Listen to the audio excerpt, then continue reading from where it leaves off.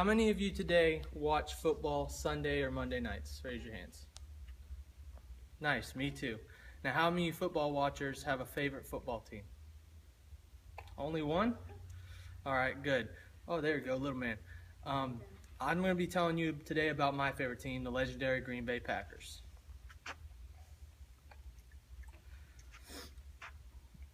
According to Sports Illustrated, a statistical ranking has confirmed the Packers have the greatest franchise in football history.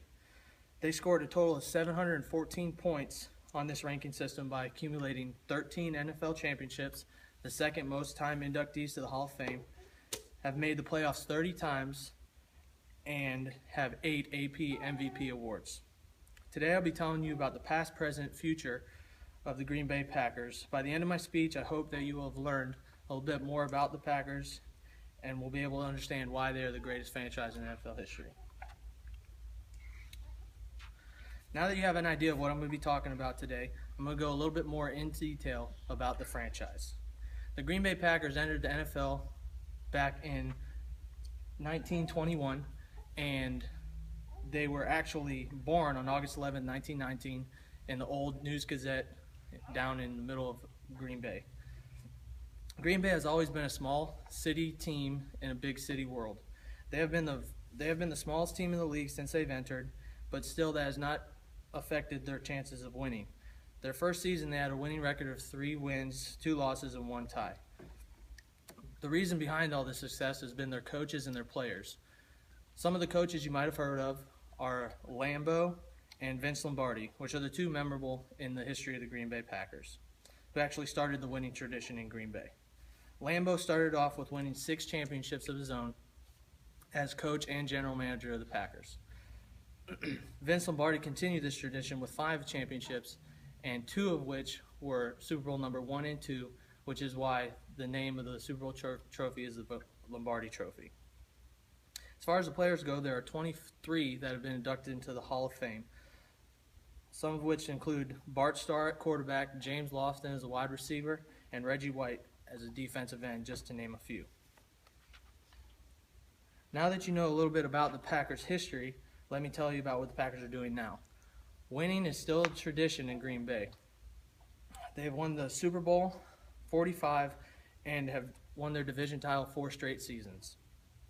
They made the playoffs 7 of the last 8 seasons, which is pretty good when you start looking at some of the other teams.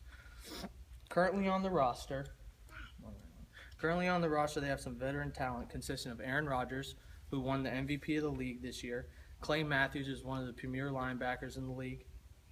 Also, Jordy Nelson, Randall Cobb as a big receiver duo, and B.J. Raji at defensive tackle, who is looking to return strong after a torn bicep injury this season.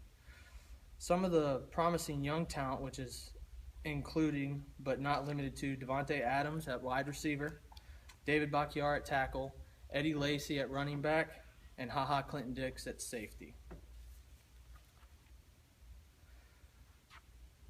Now that you hear some of what they're doing now, let's go on into the future of the Green Bay Packers.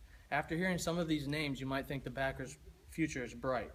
But one of the ways that they can continue their success is by learning by their past mistakes, like the complete meltdown they had this year in the NFC Championship title game against the Seattle Seahawks.